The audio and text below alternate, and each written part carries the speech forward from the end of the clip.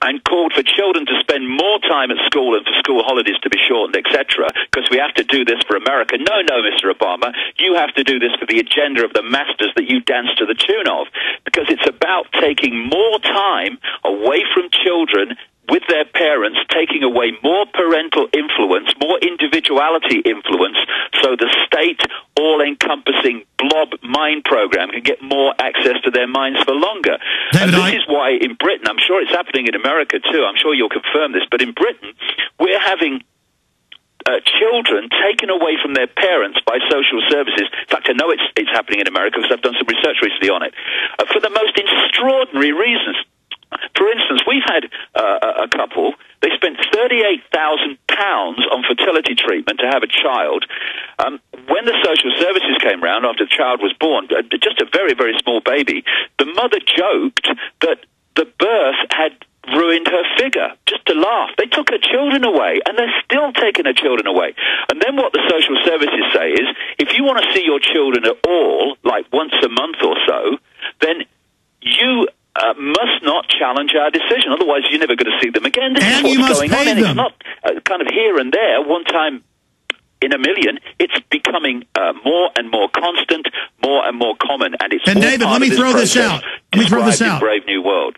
It is all scientifically. I've had Charlotte Iserby, the former head of the Department of Education policy. That was the plan in the 80s, Yeah, was she's to end brilliant. the family. It's all on record. That's what they say in eco-science. In the family, raise everybody in dormitories, sterilize us through the water supply, through the vaccines. And yes, simultaneously, now if you yell at your child, don't run out in the road, that's abuse. They take your children. No judge, no jury, no due process. Yep. And we know the family courts were set up as eugenics courts in England, Germany, and the U.S. And Exactly. absolutely, they're now saying you can't babysit your neighbor's kids. You can't talk to your neighbor's kids unless you have a government license. And I talk to people that live in England. It's happened to me when I've been there. They come up to you and ask, why are you walking your dog? Are you a criminal?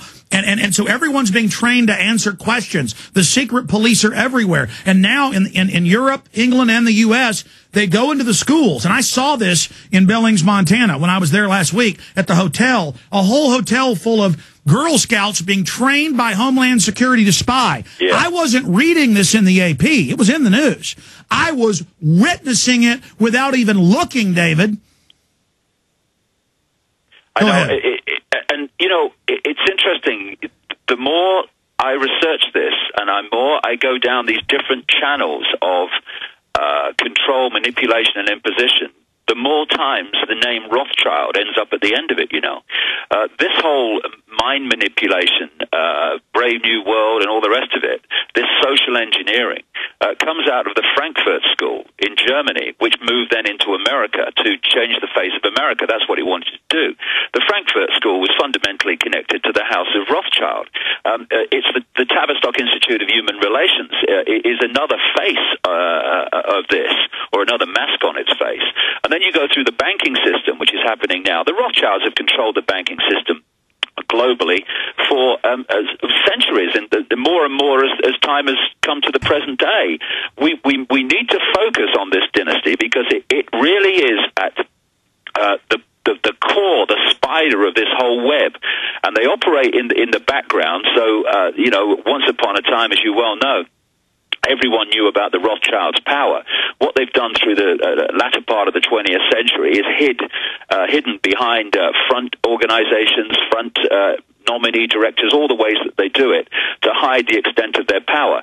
It's like the Rothschilds are not as powerful as they used to be. Are you kidding? They're more powerful than they've ever been. Well, that's what I've researched, is every time I research a group, a power group, a takeover, the environmental movement, the carbon tax, it's always Rothschild, and which is intermarried with the British royals. Are you saying they're greater than the German house of Saxe-Coburg-Gotha? You're saying at the very center is the Rothschilds. I'm saying that at operational level, all roads lead to the Rothschilds. You see, you know, you've only got to do some simple background research, never mind detailed background research, into Israel, and you realize very quickly from the start, Israel is not Israel, the land of the Jews. It's Rothschild land. The Jews are being played like a violin in Israel and being set up for some appalling things in the future, because the Rothschilds own the place. The Rothschilds control the American government. That's why the American government gives fantastic, extraordinary amounts of money to that small slither of land called Israel, including enormous military spending. It's because if the same force controls both countries' governments, then one hand of the force says give the money, and one hand of the force puts its hand out and says thank you very much for it. This is why it goes on. This is why Israel has nuclear weapons.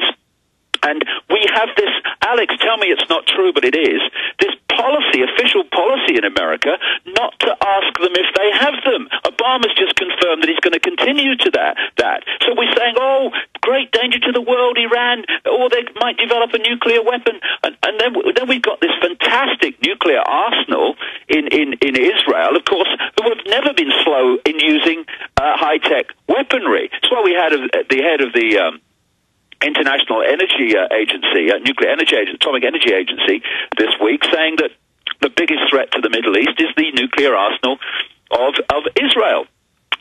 Mordechai Vanunu, an Israeli who worked in the nuclear industry, of course, he came out, spoke to a British newspaper, the Sunday Times, I think it was, many, many years ago now, decades ago. And got clapped in prison. And said, hey, Israel's got this massive nuclear arsenal, and he was lured to Italy. He was kidnapped by Mossad and jailed for 18 years. Now, David, we've only got 5 minutes left with you. You said you've got big news for us Monday about the mass awakening that's happening, also the center of the spider web, also your new book coming out. I agree with you. The takeover of the family is the key. If they're able to tell people that they don't have free association, absolutely the key, because it's what's happening, Alex, is that they're targeting anything that holds people together. You know, I'm seriously not into religion. You know that, but for many people, the church and stuff it's something that holds people together. So they're targeting anything that holds people together, because they don't want any structure of us coming together. They want to divide us, keep us apart, and keep us lost and bewildered. But for the first time ever, in major polls, 75% or higher know there's a global banking cartel, know the Federal Reserve's private, know the Bank of England shareholders are private, and so all the puppetry and Obama and Bush and Blair to be the head of the UN, and Obama the head. Surprise, isn't it? Blair, you know, you've got to be a war criminal before you can be president of Europe, of course. But the good news is, and I want you to speak to this, is that people now are addressing the shadow government, the private banking cartel, and I don't see that being reversed even by staged wars or bioweapons releases or Tony Blair running Europe. Break it down for us. Well, it's quite simple. They have not spent 24/7 for decade after decade after decade keeping humanity dumbed down and keeping us in ignorance of what's going on, because it's a bit of fun. They've done it because they know we have the numbers.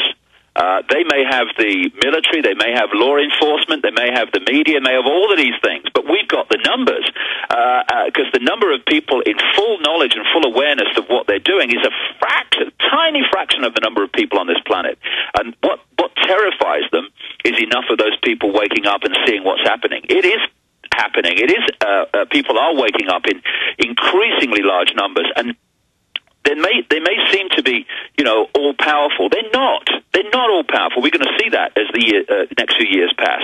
And a part of this breakneck speed of change is panic. They've got to get the lid down before we break a threshold and cross a line where enough people are aware of this to bring it down. And we're getting there. We're getting there. It may not seem like it, and it won't seem like it for a while, but we're getting there, and we will get there. Yes, but that makes it doubly dangerous for the New World Order and for humanity, because I agree with you. Until about 5-6 years ago, they were arrogant, they were haughty, at least their servants were. Obviously, the cold-blooded controllers behind the scenes are very serious and really tuned into their Luciferian force, and according to their own statements and understood. But even their minions now are scared which is kind of a negative thing because now they're actually really working hard, really trying to accelerate it. So it's a catch-22. It's proving everything we said as they announce open world government, exactly as we said they would, run exactly as we said it would be. So that's giving us great credibility, but the time is short because we're under full-scale launch. Give us, in the last minute we've got, David, where you're speaking and what you think the time frame is on this whole implosion. Well, I'm speaking in Santa Fe. All details on my website, davidicke.com. Just go into the site, and it's right in front of your eyes. That's this Sunday for 8 hours. And then I'm speaking in Phoenix, which will probably be the last time I speak in America for a while because of the way things are going in my life and circumstances. That's on the 17th of October, the Saturday, week on Saturday. And again, I'll be speaking for 8 hours. Details on the website. I'll tell you what my time scale is. The next few years, we're going to see this move on, and we're going to think there's no hope. By 2015, 2016, this is coming down. It's coming down, and it's coming down in a most extraordinary way. We got to end it. Let me say bye to you during the break, and Max Keiser's coming up. David will be on with us for a full hour next Monday. I'm Alex Jones.